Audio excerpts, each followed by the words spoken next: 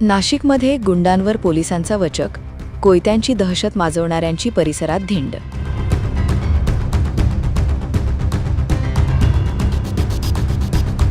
नाशिक शहरात वर्चस्वाच्या वादातून कोयते घेऊन दहशत माजवणाऱ्या गुंडांविरोधात पोलिसांनी मोठी कारवाई केली आहे.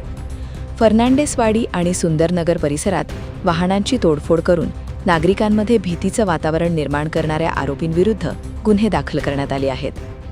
पहिल्या प्रकरणात अझीम शेख उर्फ इनी, समीर राठोड यांच्यासह अनेक आरोपींवर गुन्हा दाखल करण्यात असून अटक केलेल्या आरोपींना सुंदरनगर परिसरात फिरवत पोलिसांनी कायद्याचा धाक दाखवला. तर दुसऱ्या प्रकरणात विजय बहेनवाल उर्फ चंगा, योगेश अहेर उर्फ काका, सचिन गावंडर उर्फ अनु आणि गणेश काळे यांनाही अटक करून फर्नांडेसवाडी परिसरात धिंड काढण्यात आली. वरिष्ठ पोलीस निरीक्षक जयंत शिरसाट यांच्या मार्गदर्शनाखाली ही धडाकेबाज कारवाई करण्यात आली.